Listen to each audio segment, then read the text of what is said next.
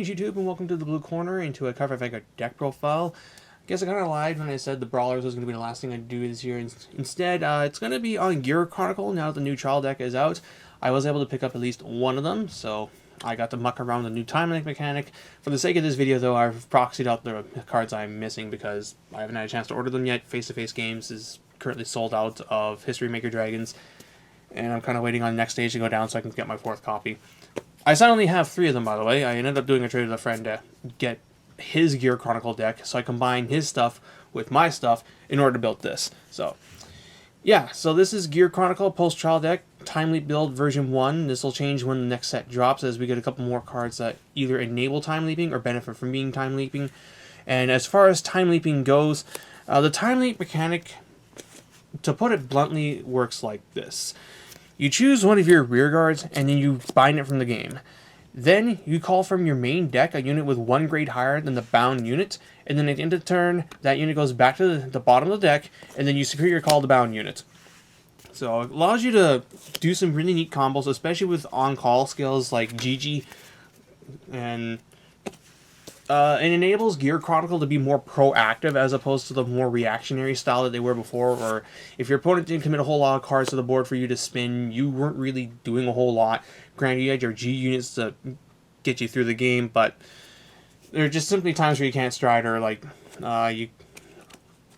yeah, basically it. So, what time leaping does though is it allows you to be more combo oriented, much like Paladins, because you're calling units out of the deck, and you can be more aggressive when your opponent doesn't commit anything to the board, in addition to your ability to control a field, which is an aspect of this deck that I really like now.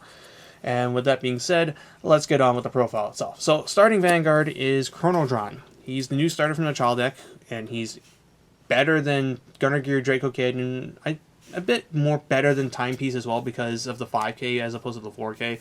His effect is when you bind this thing, you can put him into the soul to call a Chrono Jet Dragon out of your deck. That's grade 3 or higher. I wonder what that means. And then at the end of the turn, that Chrono Jet goes to your hand. So much like Gunner Gear Draco Kid, it allows you to add a 3, except in this case you can actually attack with the 3, which allows you to do some neat combos with Metallica Phoenix and History Maker Dragon. Does suck that you won't get him back, but it's okay. Like, it's still a very solid start, and I think it's Gear's best starter now. Then for the grade 3s, this part is standard. So 4 Chrono Jet Dragons, GB2, when he attacks, your opponent can't guard with grade 1 and higher, and he gets plus 5k, so he's a 16,000 glory. And on stride, counter plus 1 spinning unit. Then 3 copies of Steam Fighter Ballast. First skill is GB1. When he hits your opponent's Vanguard while he's on rear guard, you can counter blast 1 to spin one of their front or rear guards, which actually is more relevant now that time leaping is a thing, because you can leap a 2 into this thing and swing for 11. And his other effect is when you stride on top of this guy, you can counter blast 1 to swap him out with a Chrono Dragon from your deck, and then you put him to the bottom of your deck after your shuffle. So basically, this means you have 7 Chrono Jet Dragons, which is really, really important because this deck is Chrono Jet Dragon, the clan. It's a lot like Dragonic Overlord in that sense. So you have your 7 grade 3s. Then for the 2s, 4 Upstream Dragons. This card has become so much better now that time leaping is a thing. So his effect is GB1. When he attacks, he gains 4k, making him a 13,000 attacker, and then at the end of the battle, he goes into the deck, and you call a grade 1 unit from your deck at rest, which combos nicely with your Soul Blast 2 draw 1, your on-call spin things, and it allows you to just get some nice attacks, and you can time leap a grade 1, call this thing, swing with it, then he goes back, and you call that grade 1 back out, or what have you. And not much else I can say. Like, he allows you to hit for some pretty big columns. Then 4 of the new Amber clone from the trial deck, History Maker Dragon, except unlike Amber, he does not have to be boosted, he just has to attack the Vanguard. His effect is when you attack the Vanguard, counter blast 1, time leap one of your rear guards.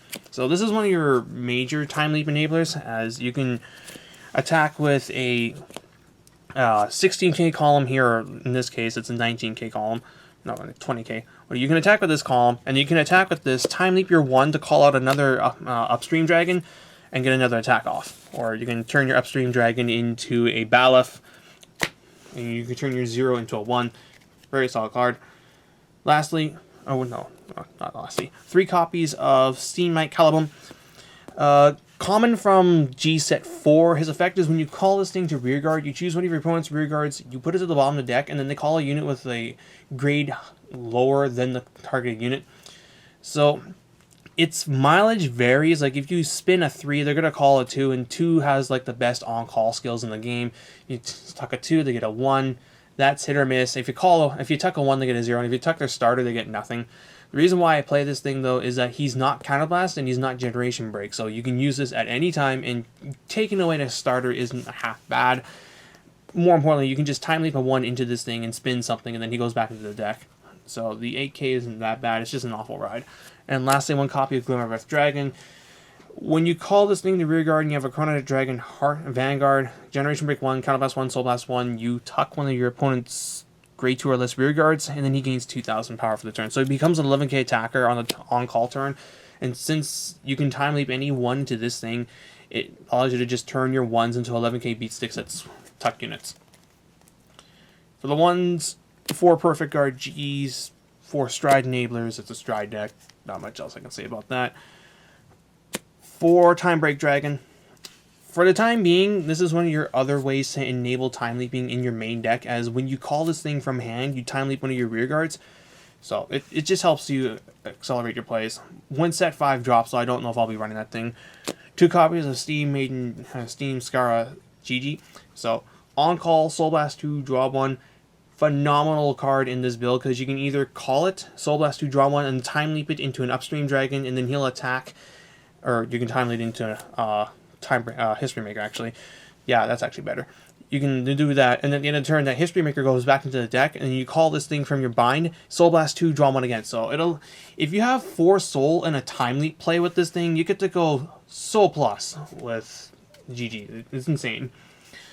And then lastly, 1 copy of Steve Maiden Danish. Danish's effect is when you call this thing on rearguard, you can tuck one of your opponent's rearguards, and they call one with a grade less from their deck, and they shuffle your deck. So it's the same thing as Calibum, except she's GB1, but she's either something you're going to call via Time Leap, or you're going to Time Leap her into a 2, and then when she comes back, she spins something. So it's just field control via Time Leaping, which is nice.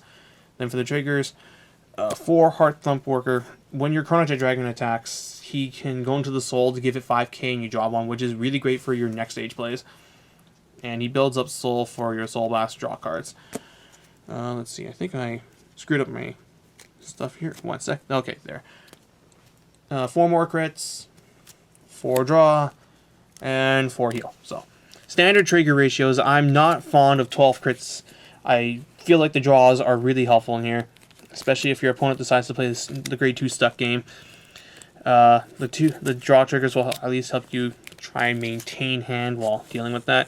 That's another reason why the Calibums are in here, is just because it allows you to somewhat punish the grade 2 game, but I don't know, I feel like I could run Relic Master Dragons and the damage on Flipper, but that's another build in itself. So that's it for the main deck. For the strides, 4 copies of Chrono Dragon next stage. This card's insane. So skill is when he attacks the Vanguard, after he battles, Counterblast 1, Persona Flip, discard 3. You take a Chronojet Dragon from your heart and Superior ride it as stand, and then he goes back into the extra deck, and you get to attack with the Chronojet Dragon after you do that. So he's one of the best restanders in the game because of the fact that you get to check 3, discard 3, and then you check 2 with a glory skill at 16,000. Probably more if you do it properly, like you just keep a 5k behind him. Like next stage is the finisher that this deck has been desperately needing, because Ragnarok was just not cutting it for a couple reasons, but that's not to say Ragnarok is bad, it's just next stage is just so much better. Speaking of, I'm still running Ragnarok. At the moment, I feel like he is needed, as his crit skill allows you to play catch up if your opponent pulls ahead in damage. Like if they're at 2 or 1 to your 3 or something, like you need to get them to 4 to 5 damage for next stage. This guy helps you get there.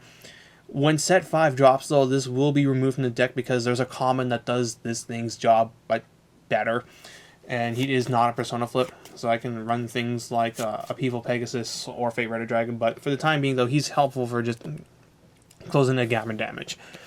And lastly, 2 copies of Metallica Phoenix from the new trial deck. His effect is when he attacks and you have a Chrono Dragon Heart, you can time leap one of your rear guards with a Persona Flip. So number 1, he enables your GB2 skill by himself, which is really great. Secondly, he just allows you to do multiple attacks in the battle phase if you set up your columns properly. And it's just a very solid card. And that's pretty much it for the deck itself.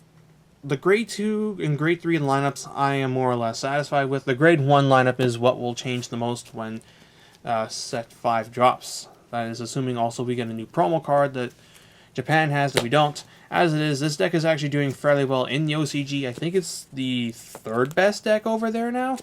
Best deck is Ripples, second best is Sanctuary Guard, and I guess it's funny how this is like starting to see more play over Revengers, which is freaky, but I guess Time Leap was what they needed in order to finally start doing stuff. But yeah, let me know how you guys are playing your Gears now that this trial deck is out. Are you playing it with a mixture of old and new, or are you just going completely Time Leap based, or are you still sticking with the tried and true method of spin, spin, spin, next stage, kill? Much like you were doing with Set 4. As it is, I really do like how Gear Chronicle play now, and how it's not just directly a Kagura ripoff, it's now a mixture of Kagura and Paladin, which is something I don't think we've actually seen out of a Dragon deck so far. It's always just been either straight control or, yeah, just control or just straight up try and kill you. But Gears allow you to be a little bit of both. And that's pretty much it for now. As far as what's left, I'm just going to wait for Set 5 to drop that I can start building Narukami variants again. So, until then though, hope you guys enjoyed the deck profile. Merry Christmas everyone, and Happy New Year. Have a safe holiday. Yada yada yada. This is Blue Star 99, jacking out.